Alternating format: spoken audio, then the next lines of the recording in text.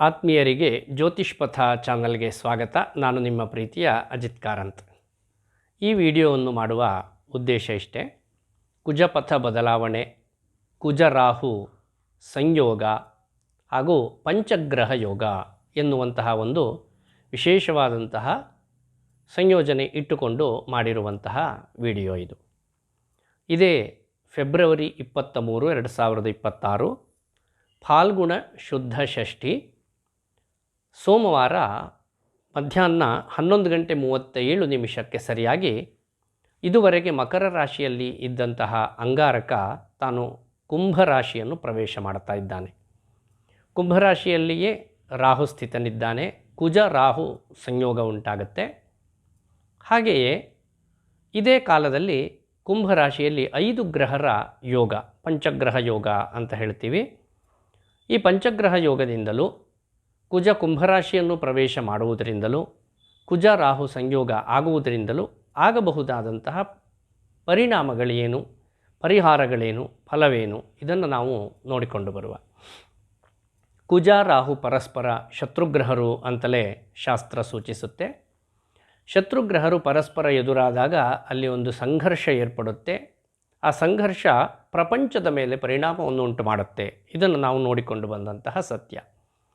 ಸಂಧಿಕಾಲದಲ್ಲಿಯೂ ಹೀಗೆ ಉಂಟಾಗುವಂಥದ್ದು.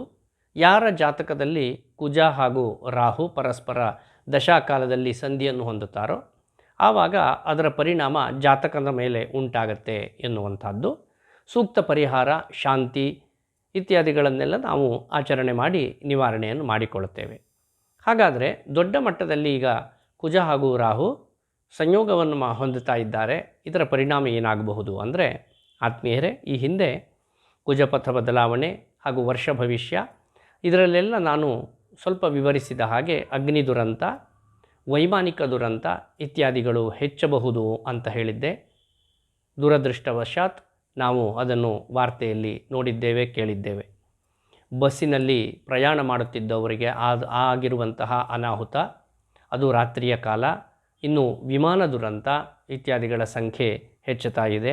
ಇದಕ್ಕೆ ನಿಜವಾಗಲೂ ವಿಷಾದ ಉಂಟು.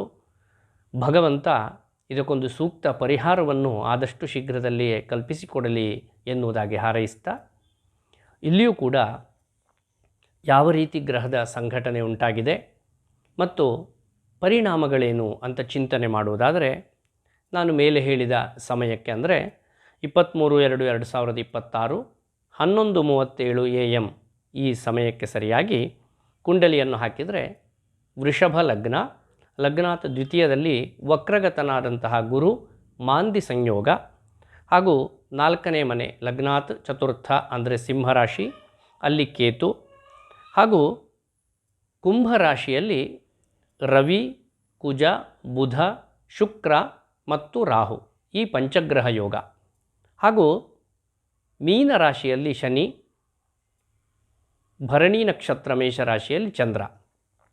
ಈ ರೀತಿಯಾಗಿ ಗ್ರಹಸ್ಥಿತಿ ಇದೆ.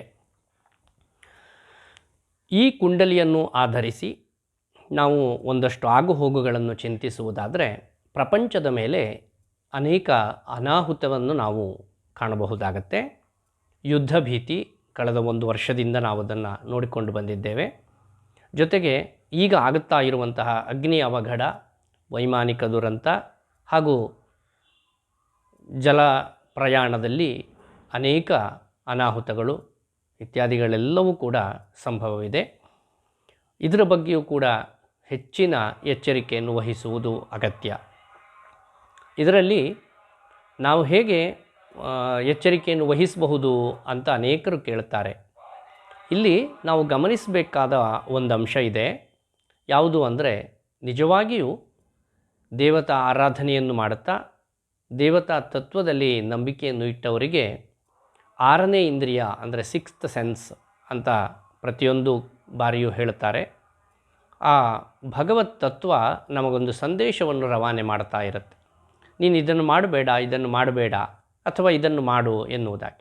ಅದನ್ನು ನಾವು ಪಾಲನೆ ಮಾಡಿಕೊಂಡು ಹೋದ್ರಾಯಿತು. ಯಾಕಂದರೆ ಎಷ್ಟೋ ಜನ ಹೇಳುವುದು ಕೇಳಿದ್ದೇನೆ, ನಾನು ಈ ರಾತ್ರಿ ಊರಿಗೆ ಹೋಗಬೇಕಿತ್ತು, ಆದರೆ ಯಾವುದೋ ಒಂದು ಕಾರಣದಿಂದ ಹೋಗುವುದು ಬೇಡ ಅಂತ ಅನ್ನಿಸ್ತು, ಕುಳಿತುಬಿಟ್ಟೆ ಅಂತ.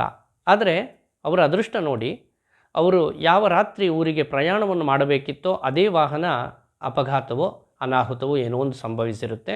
ಇವರು ಅವರಿಗೆ ಬಂದಂತಹ ಸಂದೇಶವನ್ನು ಪಾಲನೆ ಮಾಡಿದ ಕಾರಣ ಇಲ್ಲಿಯೇ ಉಳಿದಿರುತ್ತಾರೆ. ಇಂತಹ ಅನೇಕ ಸಣ್ಣ ಸಣ್ಣ ಸಂಗತಿಗಳು ನಮ್ಮ ಬದುಕನ್ನು ಬದಲಾಯಿಸಬಹುದು, ಬದುಕನ್ನು ಉಳಿಸಬಹುದು.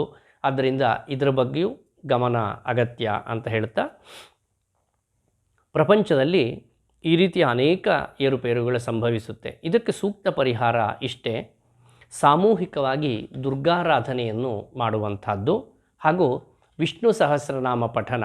ಇದರಿಂದ ನಾವು ಬರುವಂತಹ ಎಲ್ಲ ದುರಿತಗಳನ್ನು ಪರಿಹಾರ ಮಾಡಿಕೊಳ್ಳಬಹುದು ಎನ್ನುವುದಾಗಿ ಹೇಳ್ತಾ, ಇದನ್ನು ಅತ್ಯಂತ ಹೆಚ್ಚು ಸಂಘಟಿತರಾಗಿ ಸಾಮೂಹಿಕವಾಗಿ ಮಾಡ್ತಾ ಬರಬೇಕು. ಇದರಿಂದ ಶ್ರೇಯಸ್ಸು ಖಂಡಿತ.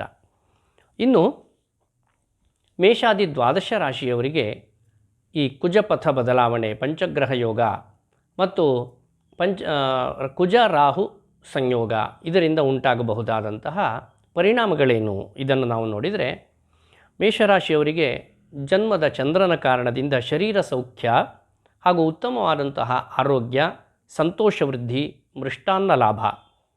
ಇನ್ನು ಲಾಭಸ್ಥಾನದಲ್ಲಿ ಅಂಗಾರಕ ಆರೋಗ್ಯಮರ್ಥ ಸೌಭಾಗ್ಯಂ ಸಂತೋಷಂ ವಸ್ತ್ರಲಾಭಕೃತ್ ಯತ್ನ ಕಾರ್ಯಾನುಕೂಲಂಚ ಧೈರ್ಯಶ್ಚೇ ಲಾಭಗೇ ಕುಜೇ ಅಂದರು. ಮೊದಲು ಹೇಳಿದ ಹಾಗೆ ಉತ್ತಮವಾದಂತಹ ಆರೋಗ್ಯ, ಧನಲಾಭ, ಸೌಭಾಗ್ಯ ವೃದ್ಧಿ ಮತ್ತು ಸಂತೋಷ ವೃದ್ಧಿ, ವಸ್ತ್ರಲಾಭವೇ ಮೊದಲಾದಂತಹ ಶುಭ ಪರಂಪರೆಯನ್ನು ನೀವು ಕಾಣ್ತೀರಿ. ಯತ್ನಿಸಿದ ಕಾರ್ಯಗಳೆಲ್ಲ ಸಿದ್ಧಿಯಾಗುವಂತಹ ಒಂದು ಒಳ್ಳೆಯ ಕಾಲ. ಅದೇ ಲಾಭಸ್ಥಾನದಲ್ಲಿ ರವಿ ಹಾಗೂ ಬುಧ, ಶುಕ್ರ ಇವರಿದ್ದಾರೆ. ಇದರ ಕಾರಣದಿಂದ ಜಯ, ಸ್ಥಾನಲಾಭ, ಮಿತ್ರಲಾಭ, ಬಂಧುಪ್ರೀತಿ ಹಾಗೂ ಕೀರ್ತಿ ಲಾಭ. ಲಾಭದಲ್ಲಿಯೇ ರಾಹು ಇರುವುದರಿಂದ ಅಧಿಕವಾದಂತಹ ಲಾಭ. ಇನ್ನು ತೃತೀಯದ ಗುರುವಿನ ಕಾರಣದಿಂದ ಅತಿಕ್ಲೇಶ ಮತ್ತು ದೇಹಪೀಡೆ, ಮಾನಹಾನಿ ಎನ್ನುವಂತಹ ಯೋಗಗಳು. ಮೂರರಲ್ಲಿಯೇ ಮಾಂದಿ ಇರುವುದರಿಂದ ಜ್ಞಾತಿ ಕಲಹ, ಬಂಧುಗಳಲ್ಲಿ ಕಲಹ ಏರ್ಪಡಬಹುದು. ಪಂಚಮದ ಕೇತುವಿನ ಕಾರಣದಿಂದ ಶೋಕ, ಅದರ ಮಕ್ಕಳಿಗೆ ಸಂಬಂಧಪಟ್ಟ ಹಾಗೆ ಸ್ವಲ್ಪ ಮಟ್ಟಿನ ಶೋಕ ಎನ್ನುವಂಥದ್ದು. ಇನ್ನು ವ್ಯಯದ ಶನಿಯ ಕಾರಣದಿಂದ ಅವಿಶ್ರಾಂತಿ, ಅಂದರೆ ಯಾವುದೇ ವಿಶ್ರಾಂತಿ ಪಡೆಯುವುದಕ್ಕೂ ಆಗದೇ ಇರುವಷ್ಟು ಒತ್ತಡ ನಿಮ್ಮ ಪಾಲಿಗಿರುತ್ತೆ. ವೃಥಾ ಸಂಚಾರ, ವ್ಯರ್ಥ ಸಂಚಾರ ನಿಮ್ಮ ಪಾಲಿಗೆ ಆಗುತ್ತೆ. ಆ ಸಂಚಾರದಿಂದ, ಪ್ರಯಾಣದಿಂದ ಯಾವುದೇ ಅನುಕೂಲಗಳು ಸಿದ್ಧಿಸೋದಿಲ್ಲ. ಪರಿಹಾರ ಶ್ರೀ ಚಾಮುಂಡ ಆರಾಧನೆ ಎನ್ನುವುದಾಗಿ. ಈ ಚಾಮುಂಡ ಆರಾಧನೆ ಅನೇಕ ವಿಧವಾಗಿ ನೀವು ಮಾಡಬಹುದು. ಚಂಡಿಕಾ ಪಾರಾಯಣವನ್ನು ಮಾಡಬಹುದು, ಅಥವಾ ಚಂಡಿಕಾ ಹೋಮವನ್ನು ಮಾಡಿಸಬಹುದು, ದುರ್ಗಾ ಹೋಮವನ್ನು ಮಾಡಿಸಬಹುದು, ಅಥವಾ ದುರ್ಗಾ ದೀಪ ನಮಸ್ಕಾರ ಈ ಸೇವೆಯನ್ನು ಕೂಡ ಮಾಡಿಸಬಹುದು. ಮನೆಯಲ್ಲಿಯೇ ಚಂಡಿಕಾ ಅನುಷ್ಠಾನವನ್ನು ಮಾಡ್ತೇನೆ ಅಂತ ಹೇಳುವವರಿಗೆ ಭವಿಷ್ಯ ಪುರಾಣೋಕ್ತವಾದಂತಹ ಒಂದು ಶ್ಲೋಕ ಹೀಗಿದೆ: ಮಹಿಷಘ್ನಿ ಮಹಾಮಾಯೆ ಚಾಮುಂಡೇ ಮುಂಡಮಾಲಿನಿ ದ್ರವ್ಯಮಾರೋಗ್ಯ ವಿಜಯೌ ದೇಹಿ ದೇವಿ ನಮೋಸ್ತುತೆ ಎನ್ನುವುದಾಗಿ. ಈ ಶ್ಲೋಕವನ್ನು ನಾನು ಡಿಸ್ಕ್ರಿಪ್ಷನ್ನಲ್ಲಿ ಬರೆದಿರ್ತೇನೆ. ಇದನ್ನು ನೋಡಿಕೊಂಡು 108 ಬಾರಿ ಜಪಿಸುವುದರಿಂದ ಆ ಚಾಮುಂಡ ಮಾತೆಯ ಪೂರ್ಣಾನುಗ್ರಹ ಮೇಷರಾಶಿಯವರಿಗೆ ಉಂಟಾಗಿ ಇರುವಂತಹ ಅಲ್ಪ ಕಷ್ಟವೂ ಕೂಡ ನಿವಾರಣೆ ಆಗುತ್ತೆ, ಇಷ್ಟಾರ್ಥ ಸಿದ್ಧಿಯಾಗುತ್ತೆ ಅಂತ ಹೇಳ್ತಾ, ವೃಷಭ ರಾಶಿಯವರಿಗೆ ದ್ವಿತೀಯದ ಗುರುವಿನ ಕಾರಣದಿಂದ ದ್ರವ್ಯಲಾಭ, ಕುಟುಂಬ ಸೌಖ್ಯ ಮತ್ತು ವಾಕ್ಸಿದ್ಧಿ ಎನ್ನುವಂಥದ್ದು. ಇನ್ನು ಕರ್ಮಸ್ಥಾನದಲ್ಲಿ ರವಿ, ದಶಮದಲ್ಲಿಯೇ ಪಂಚಗ್ರಹ ಯೋಗ. ರವಿಯ ಕಾರಣದಿಂದ ಸರ್ವಸಿದ್ಧಿ ಮತ್ತು ರಾಜದರ್ಶನ ಎನ್ನುವಂಥದ್ದು. ಅಲ್ಲಿಯೇ ಅಂಗಾರಕ ವಿವಿಧ ಧನಾಪ್ತಿ ಉಪಾಂತ್ಯಗೆ ಜಯಶ್ಚ, ಬೇರೆ ಬೇರೆ ಮಾರ್ಗಗಳಿಂದ ಧನಪ್ರಾಪ್ತಿ ಎನ್ನುವಂತಹ ಯೋಗ. ಹಾಗೂ ಯಾವುದೇ ಕಾರ್ಯ ಆಗಲಿ ಅಂತ್ಯದಲ್ಲಿ ಜಯ ನಿಮ್ಮ ಪಾಲಿಗೆ ಕಟ್ಟಿಟ್ಟದ್ದು. ಇನ್ನು ಕರ್ಮಸ್ಥಾನದ ಶುಕ್ರ ಅರ್ಥಸಿದ್ಧಿಯನ್ನು, ಕಲಾಪ್ರೇಮ ವೃದ್ಧಿಯನ್ನು ಹಾಗೂ ಸ್ವಲ್ಪ ಮಟ್ಟಿನ ಕಲಹ ಮತ್ತು ಅವಮಾನವನ್ನು. ದಶಮದ ರಾಹು ಶುಭವನ್ನು ಅನುಗ್ರಹ ಮಾಡ್ತಾರೆ. ಲಾಭಸ್ಥಾನದ ಶನಿಯಿಂದ ಸ್ತ್ರೀ ಪುತ್ರ ಸುಖವರ್ಧನ, ಇಷ್ಟಾರ್ಥ ಸಿದ್ಧಿ ಎನ್ನುವುದಾಗಿ. ವಿವಾಹಾದಿ ಮಂಗಲ ಕಾರ್ಯಗಳು ಇತ್ಯಾದಿ ಎಲ್ಲವೂ ಕೂಡ ಸಂಘಟಿಸಲ್ಪಡಬಹುದಾದಂತಹ ಯೋಗ ಮತ್ತು ಕಾಲ. ದ್ವಿತೀಯದ ಮಾಂದಿಯ ಕಾರಣದಿಂದ ಗೃಹ ಕಲಹ ಮತ್ತು ವಿದ್ಯಾಭಂಗ ಎನ್ನುವಂತಹ ಯೋಗ ಕಂಡುಬರುತ್ತೆ. ವಿದ್ಯಾರ್ಥಿಗಳು ಸ್ವಲ್ಪ ಗಮನಿಸಬೇಕಾಗತ್ತೆ. 4ರ ಕೇತುವಿನ ಕಾರಣದಿಂದ ಸ್ವಲ್ಪ ಮಟ್ಟಿನ ದುಃಖ, ಇದರಲ್ಲಿಯೂ ಕೂಡ ಮನೆಗೆ ಸಂಬಂಧಪಟ್ಟ ಹಾಗೆಯೇ ಮತ್ತು ವಾಹನಕ್ಕೆ ಸಂಬಂಧಿಸಿದ ಹಾಗೆ ಸ್ವಲ್ಪ ಮಟ್ಟಿನ ಹಾನಿ, ದುಃಖ. ಇನ್ನು ದಶಮದ ಬುಧನ ಕಾರಣದಿಂದ ಅನ್ನದೋಷ, ಅನ್ನದಲ್ಲಿ ಏನಾದರೂ ಕಲಬೆರಕೆ ಉಂಟಾಗಬಹುದು, ವಿಷ ಸೇರಬಹುದು, ಅಥವಾ ಕಲುಷಿತವಾದ ಅನ್ನ ಇದನ್ನು ಪ್ರಾಶನ ಮಾಡುವುದರಿಂದ ಹೊಟ್ಟೆ ಕೆಡಬಹುದು ಇತ್ಯಾದಿ ಯೋಗಗಳನ್ನು ನಾವು ಹೇಳಬಹುದಾಗತ್ತೆ. ವ್ಯಯದ ಚಂದ್ರನ ಕಾರಣದಿಂದ ಸುಖಹಾನಿ ಮತ್ತು ಅಲ್ಪ ಕೃಷಿ, ಕೃಷಿಕರಿಗೆ ಸೂಕ್ತವಾದಂತಹ ಪ್ರಯೋಜನ ದೊರಕದೆ ಹೋಗಬಹುದು. ವೃಷಭ ರಾಶಿಯವರು ಶ್ರೀಕೃಷ್ಣನ ಆರಾಧನೆ ಮಾಡುವಂಥದ್ದು ಅತ್ಯಂತ ಶ್ರೇಷ್ಠ. ಕೃಷ್ಣಾಯ ವಾಸುದೇವಾಯ ಹರಯೇ ಪರಮಾತ್ಮನೆ ಪ್ರಣತಃ ಕ್ಲೇಶನಾಶಾಯ ಯೋಗಿನಾಂ ಪತಯೇ ನಮಃ. ಈ ಶ್ಲೋಕವನ್ನು ಪ್ರತಿ ದಿವಸವೂ ಕೂಡ 108 ಬಾರಿ ಜಪಿಸುವುದು, ಇದರಿಂದ ಕೃಷ್ಣಾನುಗ್ರಹ ವೃಷಭ ರಾಶಿಯವರಿಗೆ ಉಂಟಾಗತ್ತೆ. ಈ ಶ್ಲೋಕವನ್ನು ನಾನು ಡಿಸ್ಕ್ರಿಪ್ಷನ್ನಲ್ಲಿ ಬರೆದಿರ್ತೇನೆ. ಇನ್ನು ಮಿಥುನ ರಾಶಿಯವರಿಗೆ ತೃತೀಯದ ಕೇತುವಿನಿಂದ ಲಾಭವೃದ್ಧಿ ಹಾಗೂ ನವಮ ಸ್ಥಾನದ ಶುಕ್ರನಿಂದ ವಸ್ತ್ರಲಾಭ, ಗುರುಪ್ರಸಾದ, ಇಷ್ಟಭೋಜನ, ಲಾಭದ ಚಂದ್ರನ ಕಾರಣದಿಂದ ಮನಸ್ಸೌಖ್ಯ, ಧನಧಾನ್ಯಾದಿ ಲಾಭ ಎನ್ನುವಂತಹದ್ದು. ಜನ್ಮದ ಗುರುವಿನ ಕಾರಣದಿಂದ ಧನಕ್ಷಯ, ಬುದ್ಧಿಜಾಡ್ಯ, ಹಾಗೆ ಅಲ್ಲಿಯೇ ಮಾಂದ್ಯಸ್ಥಿತನಾಗಿರುವುದರಿಂದ ಅನಾರೋಗ್ಯ. ನವಮದ ಅಂಗಾರಕನ ಕಾರಣದಿಂದ ಅಶನಾಚ್ಛಾದನಂ ಕ್ಲೇಶಂ ಮೂರ್ಧದಂತಾಕ್ಷಿಪೀಡನಂ ಪಿತಾ ಪುತ್ರ ವಿರೋಧಂಚ ನವಮಸ್ತೆ ಧರಾಸುತೆ ಅಂದರು. ಅಂದರೆ ಮೂರ್ಧ ಶಿರಸ್ಸಿನಲ್ಲಿ ತೊಂದರೆ ಉಂಟಾಗಬಹುದು, ತಲೆಬೇನೆ ಹಾಗೂ ದಂತ ಹಲ್ಲಿನಲ್ಲಿ ನೋವು ಉಂಟಾಗಬಹುದು, ಅಕ್ಷಿಪೀಡನಂ ನೇತ್ರ ಬಾಧೆ ಉಂಟಾಗಬಹುದು, ಹಾಗೆ ಅನ್ನ ಮತ್ತು ಹೊದೆಯುವ ವಸ್ತ್ರ ಇದರಲ್ಲಿ ಕ್ಲೇಶ ಉಂಟಾಗಬಹುದು. ಅಂದರೆ ಅದು ಇದ್ದರೂ ಕೂಡ ಸಮರ್ಪಕವಾದಂತಹ ಬಳಕೆಯಾಗದೆ ಹೋಗಬಹುದು. ತನ್ನ ತಂದೆಯವರಲ್ಲಿಯೂ ಹಾಗೂ ಮಕ್ಕಳಲ್ಲಿಯೂ ಪರಸ್ಪರ ವಿರೋಧವನ್ನು ಕಟ್ಟಿಕೊಳ್ಳುವಂತಹ ಸಮಯವೂ ಆಗಬಹುದು. ಇನ್ನು ನವಮದ ರವಿಯ ಕಾರಣದಿಂದ ನಿರಪರಾಧ ಕಲಹ, ನೀವು ಯಾವುದೇ ನೇರವಾಗಿ ಭಾಗಿದಾರರಾಗದೇ ಹೋದರೂ ಕೂಡ ನಿರಪರಾಧಿಯಾದಂತಹ ನಿಮಗೆ ಒಂದು ಕಲಹ ಸಂಭವಿಸಬಹುದು. ಅಲ್ಲಿಯೇ ಬುಧನು ಸ್ಥಿತನಿರುವುದರಿಂದ ದೇಹಜಾಡ್ಯ ಹಾಗೂ ಯಾವುದೋ ಒಂದು ಅವ್ಯಕ್ತವಾದಂತಹ ಭಯ ನಿಮ್ಮನ್ನು ಆವರಿಸುತ್ತೆ. ಇನ್ನು ನವಮದ ರಾಹುವಿನ ಕಾರಣದಿಂದ ಪಾಪಬುದ್ಧಿ ಎನ್ನುವಂಥದ್ದು. ದಶಮದ ಶನಿಯ ಕಾರಣದಿಂದ ವಿದ್ಯಾ, ಕೀರ್ತಿ, ಧನ ಕ್ಷಯ, ವಿದ್ಯೆ ಮತ್ತು ಕೀರ್ತಿ, ಧನ ಇವುಗಳು ನಷ್ಟ ಹೊಂದುವಂತಹ ಕಾಲ. ಪರಿಹಾರ ಬುದ್ಧಿ, ಬಲ, ಚೈತನ್ಯ ಇತ್ಯಾದಿಗಳನ್ನೆಲ್ಲ ಅನುಗ್ರಹ ಮಾಡುವಂತಹ ಹನುಮಂತನ ಆರಾಧನೆಯನ್ನು ನೀವು ಮಾಡುವುದು ಅತ್ಯಂತ ಸೂಕ್ತ. ಆಂಜನೇಯ ಕ್ಷೇತ್ರ ದರ್ಶನ, ಆಂಜನೇಯನ ಆರಾಧನೆ, ಪೂಜೆ ಇತ್ಯಾದಿಗಳು. ಜೊತೆಗೆ ಆಂಜನೇಯಾಯ ವಿದ್ಮಹೆ ಮಹಾಬಲಾಯ ಧೀಮಹಿ ತನ್ನೋ ಮಾರುತಿ ಪ್ರಚೋದಯಾತ್ ಎನ್ನುವಂತಹ ಆಂಜನೇಯ ಗಾಯತ್ರಿ ಮಂತ್ರವನ್ನು ದಿನಕ್ಕೆ 108 ಬಾರಿ ಹೊತ್ತಿಗೆ, ಅಂದರೆ ಬೆಳಿಗ್ಗೆ 108, ಸಂಜೆ 108 ಈ ರೀತಿ ಜಪಿಸುವುದರಿಂದ ಮಿಥುನ ರಾಶಿಯವರು ಅತಿಶಯವಾದಂತಹ ಫಲವನ್ನು ಪ್ರಾಪ್ತಿ ಮಾಡಿಕೊಳ್ಳಬಹುದು. ಇನ್ನು ಕರ್ಕಾಟಕ ರಾಶಿಯವರಿಗೆ ಅಷ್ಟಮದ ಬುಧ ಹಾಗೂ ಶುಕ್ರರ ಕಾರಣದಿಂದ ದೇಹ ಸೌಖ್ಯ, ಸದ್ವಿದ್ಯಾ ಪ್ರಾಪ್ತಿ, ಸತ್ಕರ್ಮಾನುಷ್ಠಾನ ಎನ್ನುವಂತಹ ಶುಭ ಫಲವು ಹಾಗೂ ಸುದೀರ್ಘವಾಗಿ ನಿಮ್ಮನ್ನು ಕಾಡುತ್ತಿದ್ದಂತಹ ಒಂದು ದುಃಖ ನಾಶ ಹೊಂದುವಂತಹ ಕಾಲ. ಬಂಧುಮಿತ್ರ ಸಮಾಗಮ, ರಾಜಸಮ್ಮಾನ ಮತ್ತು ಭೂಲಾಭ, ಯಾರಾದರೂ ಪ್ರತಿಷ್ಠಿತರು ನಿಮ್ಮನ್ನು ಗುರುತಿಸಿ ಸನ್ಮಾನವನ್ನು ಮಾಡುವಂತಹ ಕಾಲ ಹಾಗೂ ಭೂಮಿಗೆ ಸಂಬಂಧಪಟ್ಟ ಹಾಗೆ ಸ್ವಲ್ಪ ಅನುಕೂಲಕರವಾದಂತಹ ಸಮಯ. ಇನ್ನು ದಶಮದ ಚಂದ್ರನ ಕಾರಣದಿಂದ ಇಷ್ಟಸಿದ್ಧಿ, ಪ್ರಿಯಭೋಜನ ಎನ್ನುವಂತಹ ಯೋಗ. ದ್ವಿತೀಯದ ಕೇತುವಿನಿಂದ ವಿತ್ತಹಾನಿ, ಅಷ್ಟಮದ ರವಿಯ ಕಾರಣದಿಂದ ದೃಷ್ಟಿದೋಷ, ಅಷ್ಟಮದಲ್ಲಿಯೇ ಕುಜನಿದ್ದಾನೆ, ಇದರ ಕಾರಣದಿಂದ ಗಮನೆ ಕಾರ್ಯಹಾನಿ ಸ್ಯಾತ್, ಪ್ರವಾಸೆ ರೋಗಪೀಡನಂ, ಧಾನ್ಯನಾಶಂ ಧನಚ್ಛೇದಂ ಅಷ್ಟಮಸ್ತೆ ಧರಾಸುತೆ, ಧನಧಾನ್ಯ ನಾಶ ಹೊಂದುವಂತಹ ಕಾಲ. ಹಾಗೆ ವೃಥಾ ಪ್ರಯಾಣ, ಬೇಡದೇ ಇರುವಂತಹ ಪ್ರಯಾಣ, ಆ ಪ್ರಯಾಣದಲ್ಲಿ ಏನಾದರೂ ಹಾನಿ, ಖರ್ಚು ಇತ್ಯಾದಿಗಳು ನಿಮಗೆ ಸಂಭವಿಸಬಹುದು. ಮತ್ತು ಪ್ರವಾಸದಲ್ಲಿ ರೋಗಪೀಡನೆ ಎನ್ನುವಂಥದ್ದು. ಅಷ್ಟಮದ ರಾಹುವಿನಿಂದ ರೋಗಬಾಧೆ, ನವಮದ ಶನಿಯ ಕಾರಣದಿಂದ ಧರ್ಮ ಕಾರ್ಯಕ್ಕೆ ವಿಘ್ನ. ಯಾವುದಾದ್ರೂ ಒಂದು ಧರ್ಮ ಕಾರ್ಯವನ್ನು ತಾನು ಮಾಡಬೇಕು ಅಂತ ಸಂಕಲ್ಪ ಮಾಡಿದರೆ ಅದಕ್ಕೆ ವಿಘ್ನ ಬಂದು ಒದಗಬಹುದು. ವ್ಯಯದ ಗುರುವಿನ ಕಾರಣದಿಂದ ಧನಹಾನಿ ಮತ್ತು ವೃಥಾ ಸಂಚಾರ ಎನ್ನುವಂಥದ್ದು. ವ್ಯಯದ ಮಾಂದಿಯ ಕಾರಣದಿಂದ ದುಸ್ವಪ್ನ ಮತ್ತು ನಿದ್ರಾಹೀನತೆ ಈ ದೋಷಗಳನ್ನು ಹೇಳಬಹುದು.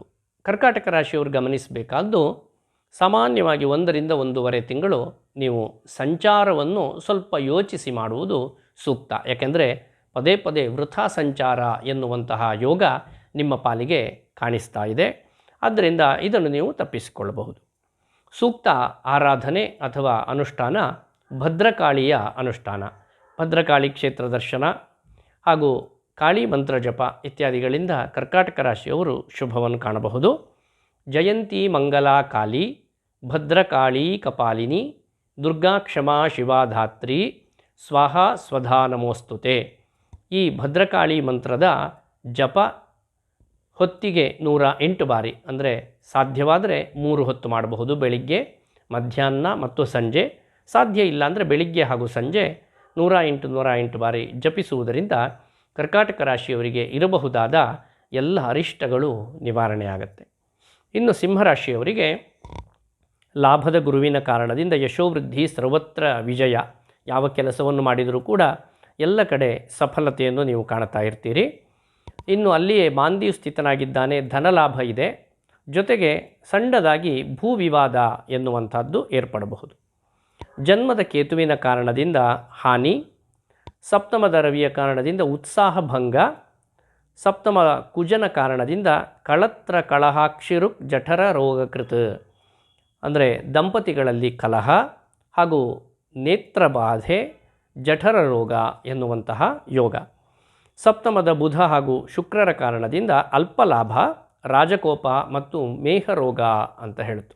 ಮಧುಮೇಹಾದಿ ಅಂದರೆ ಸಕ್ಕರೆ ಕಾಯಿಲೆ ಇದ್ದವರು ಸ್ವಲ್ಪ ಗಮನಿಸಬೇಕು, ಅದು ಉಲ್ಬಣಾವಸ್ಥೆಯನ್ನು ಹೊಂದಬಹುದು.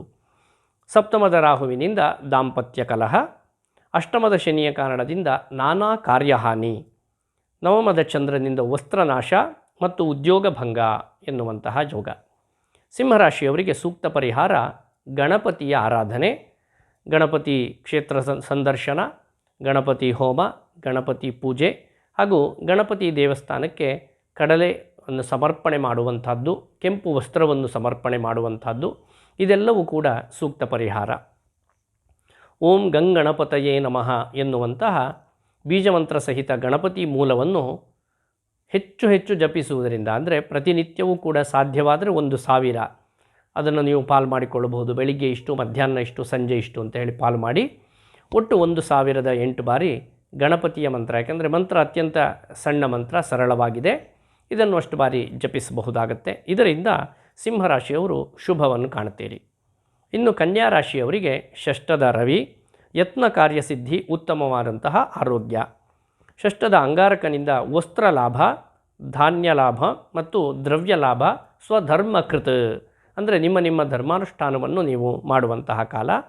ರಾಜಪೂಜ್ಯಂ ಸದಾರೋಗ್ಯಂ ಷಷ್ಠಸ್ಥೇಪಿ ಧರಾಸುತೆ, ಅಂದರೆ ಅಧಿಕಾರಿ ವರ್ಗದವರು ನಿಮ್ಮ ಮೇಲೆ ಅತ್ಯಂತ ಪ್ರೀತಿ ವಿಶ್ವಾಸವನ್ನು ಇಡಬಹುದಾದಂತಹ ಕಾಲ್ಯ. ಅವರಿಂದ ಮಾನ್ಯತೆಯನ್ನು ನೀವು ಪಡೆಯುತ್ತೀರಿ. ಜೊತೆಗೆ ಉತ್ತಮವಾದಂತಹ ಆರೋಗ್ಯ ಪ್ರಾಪ್ತಿ ನಿಮ್ಮ ಪಾಲಿಗಿದೆ. ಷಷ್ಠದ ಬುಧನ ಕಾರಣದಿಂದ ಪುತ್ರ ಲಾಭ, ಅಂದರೆ ಯಾರಾದರೂ ಪುತ್ರಾಪೇಕ್ಷಿಗಳಾದಂತಹ ದಂಪತಿಗಳಿದ್ದರೆ ಅವರಿಗೊಂದು ಒಳ್ಳೆಯ ಯೋಗ ಫಲ ಎನ್ನುವಂಥದ್ದಿದೆ. ಷಷ್ಠದ ರಾಹುವಿನಿಂದ ಸುಖ ಪ್ರಾಪ್ತಿ ಎನ್ನುವಂಥದ್ದು. ಇನ್ನು ಷಷ್ಠದ ಶುಕ್ರನ ಕಾರಣದಿಂದ ಜ್ಞಾತಿಗಳಿಂದ ಧನಕ್ಷಯ, ನಿಮ್ಮ ಬಂಧುಗಳು, ಹತ್ತಿರದ ಬಾಂಧವರು, ಇವರ ಕಾರಣದಿಂದ ಧನಕ್ಷಯ. ಸಪ್ತಮದ ಶನಿಯಿಂದ ಅರ್ಥನಾಶ ಮತ್ತು ದುಷ್ಟಚಿಂತ, ಯಾವುದಾದ್ರೂ ಕೆಟ್ಟ ಆಲೋಚನೆಗಳು ಬರಬಹುದು. ಅಷ್ಟಮದ ಚಂದ್ರನಿಂದ ಅಜೀರ್ಣ ಬಾಧೆ ಎನ್ನುವಂಥದ್ದು. ಇನ್ನು ಕರ್ಮಸ್ಥಾನದಲ್ಲಿ ಗುರು ಸ್ಥಿತನಾಗಿರುವುದರಿಂದ ಧಾನ್ಯಹಾನಿ, ಸಂಚಾರದಲ್ಲಿ ಭಯ. ಕರ್ಮಸ್ಥಾನದಲ್ಲಿಯೇ ಮಾಂದಿಯೂ ಇರುವುದರಿಂದ ಕಾರ್ಯಹಾನಿ ಮತ್ತು ವ್ಯಯದಲ್ಲಿ ಕೇತು ಇರುವುದರಿಂದ ಧನವ್ಯಯ ಎನ್ನುವಂತಹ ಯೋಗ. ಕನ್ಯಾ ರಾಶಿಯವರಿಗೆ ಸೂಕ್ತ ಪರಿಹಾರ ಶ್ರೀ ದುರ್ಗಾರಾಧನೆ, ದುರ್ಗಾ ದೀಪ ನಮಸ್ಕಾರ, ದುರ್ಗಾ ಸಪ್ತಶತಿ ಪಾರಾಯಣ, ದುರ್ಗಾ ಹೋಮ ಇತ್ಯಾದಿಗಳು, ದುರ್ಗಾ ಮಂತ್ರಾನುಷ್ಠಾನ, ಇದರಿಂದಲೂ ಕೂಡ ಕನ್ಯಾ ರಾಶಿಯವರು ಶುಭವನ್ನು ಕಾಣುತ್ತೀರಿ. ಓಂ ಹ್ರೀಂ ದುಂದುರ್ಗಾಯೈ ನಮಃ ಎನ್ನುವಂತಹ ದುರ್ಗಾ ಅಷ್ಟಾಕ್ಷರಿ ಮಂತ್ರ, ಇದನ್ನು ಪ್ರತಿನಿತ್ಯವೂ ಕೂಡ ಬೆಳಿಗ್ಗೆ, ಮಧ್ಯಾಹ್ನ, ಸಂಜೆ ಜಪಿಸುವುದು ಸೂಕ್ತ. ಒಟ್ಟು 1000 ಬಾರಿ ಜಪಿಸಿದರೆ ಅತ್ಯಂತ ಶ್ರೇಯಸ್ಸು. ಅದರಲ್ಲಿಯೂ ಸಂಜೆ ಹೊತ್ತು ಹೆಚ್ಚು ಜಪವನ್ನು ಮಾಡಿದರೆ ಅದರಿಂದ ಹೆಚ್ಚು ಫಲ ಮತ್ತು ಪರಿಣಾಮ. ತುಲಾರಾಶಿಯವರಿಗೆ ಪಂಚಮದ ಶುಕ್ರ ದಾಸ ಜನಲಾಭ, ಸೇವಕ ವರ್ಗದವರು ನಿಮಗೆ ಲಾಭ ಹೊಂದುವಂತಹ ಕಾಲ, ಮೃಷ್ಟಾನ್ನ ಲಾಭ ಮತ್ತು ಉತ್ತಮ ಭೂಷಣ ಪ್ರಾಪ್ತಿ, ಒಳ್ಳೊಳ್ಳೆಯ ಭೂಷಣಗಳು ಪ್ರಾಪ್ತಿಯಾಗುವಂತಹ ಯೋಗ. ಷಷ್ಠದ ಶನಿಯ ಕಾರಣದಿಂದ ಧನಧಾನ್ಯ ವೃದ್ಧಿ, ಬಂಧು ಸಂತೋಷ, ಸ್ತ್ರೀ ಸೌಖ್ಯ, ಗೃಹ ನಿರ್ಮಾಣ ಎನ್ನುವಂತಹ ಯೋಗ. ಸಪ್ತಮದ ಚಂದ್ರನಿಂದ ಮನಸ್ಸೌಖ್ಯ, ದೇಹಪುಷ್ಟಿ. ಇನ್ನು ಭಾಗ್ಯದಲ್ಲಿ ಗುರು ಇದ್ದಾನೆ, ಇದರಿಂದ ಮನೆಯಲ್ಲಿ ಮಂಗಳ ಕಾರ್ಯಾಚರಣೆ ಅಂದರೆ ಮದುವೆ, ಉಪನಯನ, ಗೃಹ ಪ್ರವೇಶ ಇತ್ಯಾದಿ ಯಾವುದೇ ಮಂಗಳ ಕಾರ್ಯಾಚರಣೆ ಆಗಬಹುದು. ಸ್ವಕುಲಾಚಾರ ಅದನ್ನು ಅನುಷ್ಠಾನ ಮಾಡುವಂತಹ ಯೋಗ, ನಿಮ್ಮ ಮೂಲ ಕುಲದೇವರು ಅದನ್ನು ಅನುಷ್ಠಾನ ಮಾಡುವಂತಹ ಒಂದು ಯೋಗ. ಇನ್ನು ಲಾಭದ ಕೇತುವಿನಿಂದ ಅಧಿಕ ಲಾಭ, ಪಂಚಮದ ರವಿಯ ಕಾರಣದಿಂದ ದೇಹಾಲಸ್ಯ, ಧನವ್ಯಯ, ಬುದ್ಧಿ ಚಾಂಚಲ್ಯ. ಪಂಚಮದ ಅಂಗಾರಕನ ಕಾರಣದಿಂದ ಶತ್ರುವ್ಯಾಧಿ ಭಯಾನಿ ಪಂಚಮಗತೆ, ಅಂದರೆ ಶತ್ರುಪೀಡೆ ಸ್ವಲ್ಪ ಮಟ್ಟಿಗುಂಟು, ಹಾಗೂ ರೋಗ ಬಾಧೆ, ಇವುಗಳಿಂದ ನೀವು ಅವ್ಯಕ್ತವಾದಂತಹ ಭಯಕ್ಕೆ ಒಳಗಾಗುತ್ತೀರಿ. ಪಂಚಮದ ಬುಧನ ಕಾರಣದಿಂದ ಉಷ್ಣಬಾಧೆ ಮತ್ತು ಆಲಸ್ಯ, ಕಲಹ. ಪಂಚಮದ ರಾಹುವಿನಿಂದ ಪುತ್ರಪೀಡೆ, ಪುತ್ರರಿಂದ ಅಥವಾ ಪುತ್ರರಿಗೆ ಪೀಡೆ. ನವಮದ ಮಾಂಧಿಯಿಂದ ಧಾರ್ಮಿಕ ಕಾರ್ಯಗಳಲ್ಲಿ ವಿಘ್ನ ಎನ್ನುವಂಥದ್ದು. ತುಲಾರಾಶಿಯವರಿಗೂ ಸೂಕ್ತ ಪರಿಹಾರ ದುರ್ಗಾರಾಧನೆಯೇ ಆಗಿದೆ. ದುರ್ಗಾನುಷ್ಠಾನ ಯಾವ ರೀತಿಯಲ್ಲಿ ಬೇಕಾದರೂ ನೀವು ಮಾಡಿಕೊಳ್ಳಬಹುದು. ಓಂ ಕಾತ್ಯಾಯನಾಯ ವಿದ್ಮಹೆ ಕನ್ಯಾಕುಮಾರಿ ಧೀಮಹಿ ತನ್ನೋ ದುರ್ಗಿಃ ಪ್ರಚೋದಯಾತ್ ಎನ್ನುವಂತಹ ದುರ್ಗಾ ಗಾಯತ್ರಿ ಮಂತ್ರದ ಅನುಷ್ಠಾನ, ಇದು ಕೂಡ ಪ್ರತಿನಿತ್ಯವೂ 1000 ಬಾರಿ ಮಾಡುವಂಥದ್ದು ಅತ್ಯಂತ ಶ್ರೇಷ್ಠ. ಸಾಯಂಕಾಲದ ಹೊತ್ತು ಸ್ವಲ್ಪ ಜಪ ಸಂಖ್ಯೆಯನ್ನು ಜಾಸ್ತಿ ಇಟ್ಟುಕೊಳ್ಳುವುದು ಒಳ್ಳೆಯದು. ಇದರಿಂದ ದುರ್ಗಾನುಗ್ರಹ ತುಲಾರಾಶಿಯವರಿಗೆ ಉಂಟಾಗುತ್ತೆ. ಇನ್ನು ವೃಶ್ಚಿಕ ರಾಶಿಯವರಿಗೆ ಚತುರ್ಥದ ಬುಧ, ಇದರ ಕಾರಣದಿಂದ ನಿತ್ಯ ಸೌಖ್ಯ, ಕಲಾ ಪ್ರೀತಿ ಮತ್ತು ವಿಜ್ಞಾನ ವೃದ್ಧಿ ಎನ್ನುವಂಥದ್ದು. ಹೊಸದಾಗಿ ಯಾವುದಾದ್ರೂ ಆವಿಷ್ಕಾರವನ್ನು ನಾವು ಮಾಡ್ತೇವೆ ಎನ್ನುವಂಥವರಿಗೆ ಒಂದು ಒಳ್ಳೆಯ ಕಾಲ. ಚತುರ್ಥದ ಶುಕ್ರನ ಕಾರಣದಿಂದ ದೇವತಾ ದರ್ಶನ, ಶುಭ ಯಾತ್ರೆ ಮತ್ತು ವಿದ್ಯಾಗೋಷ್ಠಿ ಎನ್ನುವಂತಹ ಯೋಗ. ಅಂದರೆ ಯಾವುದಾದ್ರೂ ಒಂದು ಒಳ್ಳೊಳ್ಳೆ ಸೆಮಿನಾರ್ಗಳಲ್ಲಿ ಭಾಗವಹಿಸುವಂತಹ ಒಂದು ಯೋಗ. 6ರ ಚಂದ್ರನ ಕಾರಣದಿಂದ ಸ್ವಸ್ಥಾನ ಪ್ರಾಪ್ತಿ, ಸ್ತ್ರೀ ಸುಖ. ದಶಮದ ಕೇತುವಿನಿಂದ ಲಾಭ, ಚತುರ್ಥದ ರವಿಯ ಕಾರಣದಿಂದ ಬಂಧುದ್ವೇಷ, ಗೃಹಚ್ಛಿದ್ರ. ಚತುರ್ಥದ ಅಂಗಾರಕನ ಕಾರಣದಿಂದ ಸ್ಥಾನಭ್ರಂಶಂ ರುಜಮುದರಜಾಂ ಬಂಧು ದುಃಖಂಚತುರ್ಥೆ, ಇರುವಂತಹ ಸ್ಥಾನ ಹಾನಿ ಉಂಟಾಗಬಹುದು. ಹಾಗೂ ಹೊಟ್ಟೆಗೆ ಸಂಬಂಧಪಟ್ಟ ಹಾಗೆ ಯಾವುದಾದರೂ ರೋಗ ಬಾಧೆ ನಿಮ್ಮನ್ನು ಆವರಿಸಬಹುದು. ಬಂಧುಗಳಿಂದ ದುಃಖ ಮತ್ತು ಬಂಧುಗಳಿಗಾಗಿ ದುಃಖ ಎನ್ನುವಂತಹ 2 ಯೋಗಗಳಿದೆ. ಚತುರ್ಥದ ರಾಹುವಿನಿಂದ ದುಃಖ, ಪಂಚಮದ ಶನಿಯ ಕಾರಣದಿಂದ ಕಲಹ ಮತ್ತು ಸಂತಾಪ, ಅಷ್ಟಮದ ಗುರುವಿನ ಕಾರಣದಿಂದ ಚೋರಬಾಧೆ, ರೋಗಪೀಡೆ ಮತ್ತು ರಾಜಭಯ. ಅಷ್ಟಮದ ಮಾಂದಿಯಿಂದ ಆಹಾರದಲ್ಲಿ ದೋಷ ಉಂಟಾದೀತು. ವೃಶ್ಚಿಕ ರಾಶಿಯವರು ನಿಮಗಿರಬಹುದಾದಂತಹ ದುರಿತ ನಿವಾರಣೆಗೆ ಬೇಕಾಗಿ ಮಹಾಗಣಪತಿಯ ಅನುಷ್ಠಾನವನ್ನು ಮಾಡುವಂಥದ್ದು. ಗಣಪತಿ ಕ್ಷೇತ್ರ ದರ್ಶನ, ಗಣಪತಿ ಹೋಮ, ಗಣಪತಿ ಪೂಜೆ ಹಾಗೂ ಗಣಪತಿಗೆ ವಿಶೇಷವಾದಂತಹ ಕಡುಬು ಮೊದಲಾದ ದ್ರವ್ಯಗಳ ನೈವೇದ್ಯ ಸಮರ್ಪಣೆ, ಇದನ್ನು ಮಾಡುವುದರ ಜೊತೆಗೆ ಓಂ ಶ್ರೀಂ ಹ್ರೀಂ ಕ್ಲೀಂ ಗ್ಲೌಂ ಗಂ ಗಣಪತಯೇ ನಮಃ ಎನ್ನುವಂತಹ ಅತಿ ವಿಶಿಷ್ಟವಾದ ಗಣಪತಿಯ ಮೂಲ ಮಂತ್ರ, ಇದನ್ನು ಜಪಿಸುವುದು ಅತ್ಯಂತ ಶ್ರೇಷ್ಠ. ಈ ಮಂತ್ರಗಳನ್ನು ನಾನು ಡಿಸ್ಕ್ರಿಪ್ಷನ್ನಲ್ಲಿ ಬರೆದಿರ್ತೇನೆ. ಇನ್ನು ಧನುರ್ರಾಶಿಯವರಿಗೆ ತೃತೀಯದ ರವಿಯ ಕಾರಣ ಆರೋಗ್ಯ ಮತ್ತು ಅರ್ಥಲಾಭ. ತೃತೀಯದ ಕುಜ ಧೈರ್ಯೇ ಭೌಮೇ ಜನಯತಿ ಜಯಂ ಸ್ವರ್ಣಭೂಷಾಂ ಪ್ರಮೋದಂ, ಅಂದರೆ ಎಲ್ಲ ಕಾರ್ಯಗಳಲ್ಲೂ ಒಂದು ಜಯಲಾಭ ಮತ್ತು ಉತ್ತಮವಾದಂತಹ ಸ್ವರ್ಣಾಭರಣಗಳ ಪ್ರಾಪ್ತಿ, ಚಿನ್ನವೇ ಮೊದಲಾದಂತಹ ಆಭರಣಗಳ ಪ್ರಾಪ್ತಿ ಮತ್ತು ಆಮೋದ ಪ್ರಮೋದಗಳಲ್ಲಿ ಕಾಲಯಾಪನೆ ಮಾಡುವಂತಹ ಒಂದು ಯೋಗ. ಇನ್ನು ವಿಶೇಷವಾಗಿ ಒಂದು ಧಾತು, ಯಾವುದೋ ಒಂದು ಲೋಹ ಸಂಬಂಧಪಟ್ಟ ಹಾಗೆ ನಿಮಗೆ ಒಂದು ಪ್ರಾಪ್ತಿ ಯೋಗ ಇದೆ. ಗುಹಪ್ರಸಾದ ಅಂದರೆ ಸುಬ್ರಹ್ಮಣ್ಯ ದೇವತಾ ಪ್ರಸಾದ ನಿಮಗೆ ಬಂದು ತಲುಪುತ್ತೆ. ರಿಪು ಸಂಮಾರ್ದಿಕಂ ವಿಕ್ರಮೆ, ಶತ್ರುಗಳನ್ನು ಗೆಲ್ಲುವಂತಹ ಒಂದು ಯೋಗ. ಮೂರರ ಶುಕ್ರನ ಕಾರಣದಿಂದ ಸ್ತ್ರೀ ಸೌಖ್ಯ ಮತ್ತು ಸಂಗೀತ ಶ್ರವಣ, ಅನೇಕ ಕಲಾ ಮಾಧ್ಯಮದಲ್ಲಿ ತೊಡಗಿಕೊಳ್ಳುವಿಕೆ. ಮೂರರ ರಾಹುವಿನಿಂದ ಸುಖಪ್ರಾಪ್ತಿ, ಸಪ್ತಮದ ಗುರುವಿನಿಂದ ಸರ್ವಸಿದ್ಧಿ ಮತ್ತು ಮಂಗಲ ಕಾರ್ಯಾಚರಣೆ. ಸಪ್ತಮದ ಮಾಂದಿಯಿಂದ ಅಧಿಕಾರ ಪ್ರಾಪ್ತಿ, ಆದರೆ ಸ್ತ್ರೀ ಕಲಹ ಎನ್ನುವಂತಹ ಒಂದು ಯೋಗವೂ ಇದೆ. ತೃತೀಯದ ಬುಧನ ಕಾರಣದಿಂದ ವಸ್ತ್ರಹಾನಿ, ಚತುರ್ಥದ ಶನಿಯಿಂದ ವಾತಪೀಡೆ ಮತ್ತು ಸ್ಥಾನಹಾನಿ, ಪಂಚಮದ ಚಂದ್ರನಿಂದ ವಾತರೋಗ ಭೀತಿ, ನವಮದ ಕೇತುವಿನಿಂದ ದೈನ್ಯಾವಸ್ಥೆ. ಧನುರಾಶಿಯವರು ಸ್ವಲ್ಪ ಮಟ್ಟಿಗೆ ನಿಮ್ಮ ಆರೋಗ್ಯದಲ್ಲಿ ಗಮನಿಸಿ ಎನ್ನುವುದಾಗಿ ಹೇಳ್ತಾ, ಪರಿಹಾರ ಭದ್ರಕಾಳಿ ಮಂತ್ರಾನುಷ್ಠಾನ, ಭದ್ರಕಾಳಿ ಕ್ಷೇತ್ರ ಸಂದರ್ಶನ, ಭದ್ರಕಾಳಿ ಪೂಜನ ಹಾಗೂ ಕಾಳಿ ಮಂತ್ರ ಹವನ ಇತ್ಯಾದಿ ಯಾವ ಅನುಷ್ಠಾನವನ್ನು ಮಾಡಬಹುದು. ಇಲ್ಲಾಂದರೆ ಜಯಂತಿ ಮಂಗಲಾ ಕಾಳಿ, ಭದ್ರಕಾಳಿ ಕಪಾಲಿನಿ, ದುರ್ಗಾ ಕ್ಷಮಾ ಶಿವಾಧಾತ್ರಿ, ಸ್ವಾಹಾ ಸ್ವಧಾ ನಮೋಸ್ತುತೆ ಈ ಮಂತ್ರಾನುಷ್ಠಾನವನ್ನು 108 ಬಾರಿ, ಪ್ರತಿನಿತ್ಯವೂ ಕೂಡ 108 ಬಾರಿ ಜಪಿಸ್ತಾ ಇದ್ದರೆ 48 ದಿವಸ ಈ ಅನುಷ್ಠಾನವನ್ನು ಮಾಡುವುದು ಅತ್ಯಂತ ಸೂಕ್ತ. ಇನ್ನು ಮಕರ ರಾಶಿಯವರಿಗೆ ದ್ವಿತೀಯದ ಬುಧನ ಕಾರಣದಿಂದ ವ್ಯಾಪಾರದಿಂದ ಅಧಿಕ ಲಾಭ, ಶುಕ್ರನಿಂದ ಕೀರ್ತಿ ಲಾಭ ಮತ್ತು ವಸ್ತ್ರಪ್ರಾಪ್ತಿ, ಮೂರರ ಶನಿಯ ಕಾರಣದಿಂದ ಸ್ಥಾನಲಾಭ, ಸಂತಾನ ಸೌಖ್ಯ, ಕಾರ್ಯಸಿದ್ಧಿ ಎನ್ನುವಂತಹ ಶುಭಯೋಗಗಳು.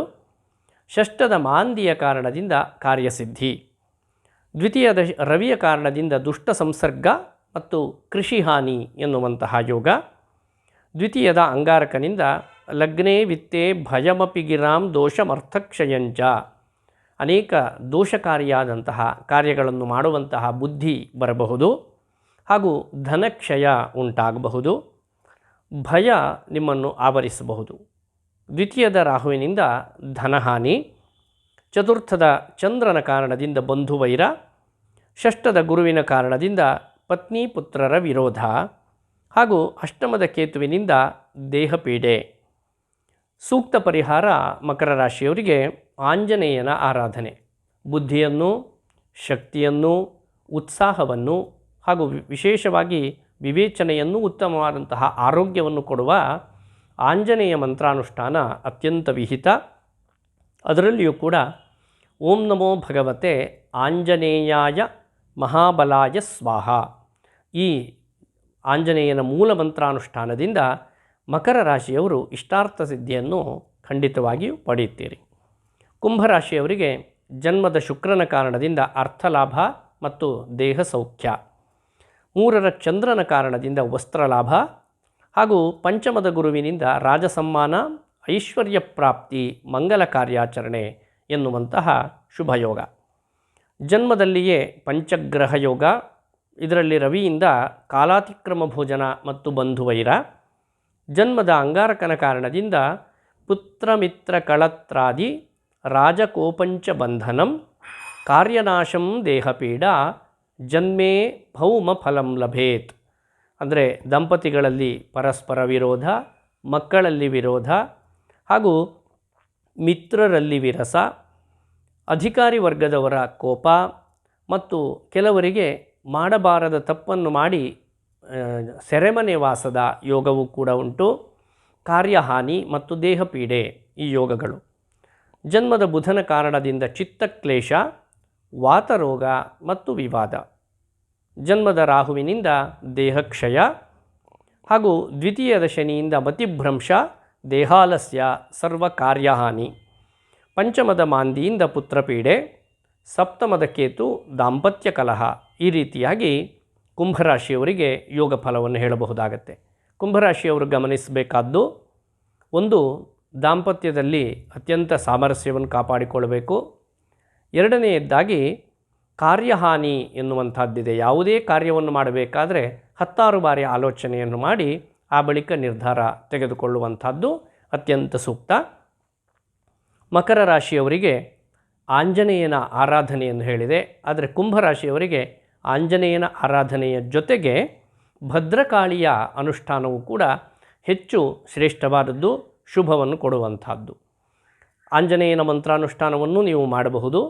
ಓಂ ನಮೋ ಭಗವತೆ ಆಂಜನೇಯಾಯ ಮಹಾಬಲಾಯ ಸ್ವಾಹ. ಇದರ ಜೊತೆಗೆ ಭದ್ರಕಾಳಿಯ ಅನುಷ್ಠಾನ ಅತ್ಯಂತ ಶ್ರೇಷ್ಠ.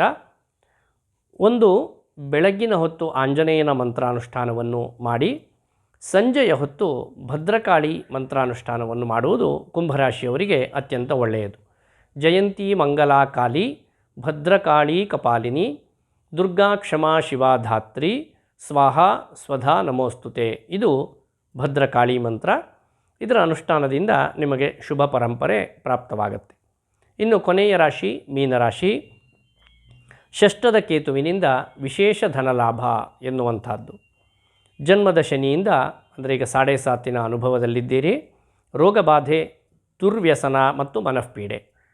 ದ್ವಿತೀಯದ ಚಂದ್ರ ಧನಹಾನಿಯನ್ನು, ಚತುರ್ಥದ ಗುರು ಬುದ್ಧಿ ಚಾಂಚಲ್ಯ ಮತ್ತು ಕಲಹವನ್ನು, ಚತುರ್ಥದ ಮಾಂದಿ ಗೃಹ ಕಲಹ ಮತ್ತು ಮಾತೃ ಸಂಕಷ್ಟ ಎನ್ನುವಂಥದ್ದನ್ನು, ವ್ಯಯದ ರವಿ ರೋಗಬಾಧೆ ಮತ್ತು ಸ್ಥಾನನಾಶ, ಅಲ್ಲಿಯೇ ಅಂಗಾರಕ ಸ್ಥಿತನಿದ್ದಾನೆ. ನಾನಾನರ್ಥ ಸಮುದ್ಭವೋ ವ್ಯಯಗತೆ ನಾನಾ ವಿಧ ದುರ್ವ್ಯಯಾ ಪಿತ್ತಾದ್ಯಾಮಯ ಪೀಡನಂ ತನುಭೃತಾಂ ನೇತ್ರೋದ್ಭವಾಶ್ಚಾಮಯಾ. ಅಂದರೆ ಬೇರೆ ಬೇರೆ ಕಾರಣಗಳಿಂದ ಧನಕ್ಷಯ ಉಂಟಾಗುತ್ತೆ. ಹಾಗೂ ದುರ್ವ್ಯಯ, ವ್ಯಯ ಮಾಡುವುದಾದರೂ ಕೂಡ ಅದು ಕೆಟ್ಟ ಕೆಲಸಗಳಿಗೆ ವ್ಯಯ ಮಾಡುವುದಾಗತ್ತೆ. ಹಾಗೂ ಪಿತ್ತಾದಿ ರೋಗಬಾಧೆ, ದೇಹಪೀಡೆ ಇತ್ಯಾದಿ ಯೋಗ ಫಲ ಮೀನರಾಶಿಯವರಿಗಿದೆ. ಇನ್ನು ನೇತ್ರೋದ್ಭವಾಶ್ಚಾಮಯಾ, ಕಣ್ಣಿಗೆ ಸಂಬಂಧಪಟ್ಟ ಹಾಗೂ ಕೂಡ ಬಾಧೆ ಉಂಟಾದೀತು. ವ್ಯಯದ ಬುಧನ ಕಾರಣದಿಂದ ಪರಾಭವ ಅಂದರೆ ಸೋಲು ಮತ್ತು ಅವ್ಯಕ್ತವಾದಂತಹ ಒಂದು ಭಯ. ಇನ್ನು ವ್ಯಯದ ಶುಕ್ರನ ಕಾರಣದಿಂದ ಚೋರ ಬಾಧೆ ಮತ್ತು ಕೃಷಿ ಹಾನಿ. ಕೃಷಿಕರೆಲ್ಲ ಸ್ವಲ್ಪ ಗಮನಿಸಬೇಕು. ಕೃಷಿ ಹಾನಿ. ವ್ಯಯದ ರಾಹುವಿನಿಂದ ಪೀಡೆ ಎನ್ನುವಂಥದ್ದು. ಮೀನರಾಶಿಯವರಿಗೆ ಸೂಕ್ತ ಪರಿಹಾರ ಚಂಡಿಕಾ ಆರಾಧನೆ, ಚಂಡಿಕಾ ಸಪ್ತಶತಿ ಅನುಷ್ಠಾನ, ಚಂಡಿಕಾ ಹೋಮ, ದುರ್ಗಾ ದೀಪ ನಮಸ್ಕಾರ, ಚಂಡಿಕಾ ಮಂತ್ರಾನುಷ್ಠಾನ. ಇದನ್ನು ಮಾಡುವುದರಿಂದ ಮೀನರಾಶಿಯವರು ಶುಭವನ್ನು ಕಾಣುವುದರಲ್ಲಿ ಯಾವುದೇ ಅನುಮಾನ ಇಲ್ಲ. ಓಂ ಹ್ರೀಂ ಚಂಡಿಕಾಯೈ ನಮಃ ಎನ್ನುವಂತಹ ಚಂಡಿಕಾ ಮೂಲಮಂತ್ರದ ಅನುಷ್ಠಾನ ಮೀನರಾಶಿಯವರಿಗೆ ಹೆಚ್ಚು ಪರಿಣಾಮಕಾರಿಯಾದ್ದು. ಆತ್ಮೀಯರೇ, ಹೀಗೆ 12 ರಾಶಿಯವರ ಶುಭಾಶುಭ ಫಲಗಳನ್ನು, ಪರಿಹಾರಗಳನ್ನು ಸೂಚಿಸಿದ್ದೇನೆ. ನಿಮ್ಮಲ್ಲಿ ಅನೇಕರು ಏನು ಮಾಡ್ತೀರಿ ಅಂದರೆ ಕೇವಲ ಫಲವನ್ನು ಮಾತ್ರ ಕೇಳ್ತೀರಿ, ಪರಿಹಾರವನ್ನು ಸೂಚಿಸಿದ್ದನ್ನು ಗಮನಿಸ್ತಾ ಇಲ್ಲ. ಆ ಪರಿಹಾರ ನಾನು ಸೂಚಿಸುವಲ್ಲಿಯೂ ಕೂಡ ಗ್ರಹರ ಕಾಂಬಿನೇಷನ್ ಅದನ್ನು ನೋಡಿಕೊಂಡೇ ಸೂಚಿಸಿರುವಂತಹದ್ದು. ಇದನ್ನು ಭಕ್ತಿಯಿಂದ ಶ್ರದ್ಧೆಯಿಂದ ನೀವು ಅನುಷ್ಠಾನವನ್ನು ಮಾಡಿದರೆ ಖಂಡಿತ ಇರುವ ಎಲ್ಲ ದೋಷಗಳು ನಿವಾರಣೆಯಾಗಿ ನಿಮಗೆ ಇಷ್ಟಾರ್ಥ ಸಿದ್ಧಿಯಾಗುವುದರಲ್ಲಿ ಅನುಮಾನ ಇಲ್ಲ. ಹಾಗೆಯೇ 100ರಲ್ಲಿ 30 ಭಾಗ ಮಾತ್ರ ಗೋಚಾರ ಫಲ ನಾನು ಹೇಳಿರುವಂಥದ್ದು. ಉಳಿದ 70 ನಿಮ್ಮ ದಶಾಭುಕ್ತಿ ಹಾಗೂ ಜಾತಕದ ಯೋಗ ಫಲ ಎನ್ನುವಂಥದ್ದನ್ನು ಮರೆಯುವ ಹಾಗಿಲ್ಲ. ಇವೆಲ್ಲವನ್ನು ಸೇರಿಸಿಕೊಂಡು ನಿಮ್ಮ ಶುಭಾಶುಭ ಫಲ ನಿರ್ಣಯವನ್ನು ಮಾಡಿ ಎನ್ನುವುದಾಗಿ ಹೇಳ್ತಾ, ಪಂಚಗ್ರಹ ಯೋಗದಿಂದ 12 ರಾಶಿಯವರಿಗೂ ಕೂಡ ಶುಭ ಫಲ ಪ್ರಾಪ್ತಿಯಾಗಲಿ ಎನ್ನುವುದಾಗಿ ಹಾರೈಸ್ತೇನೆ. ಧನ್ಯವಾದಗಳು. ನಮಸ್ತೆ.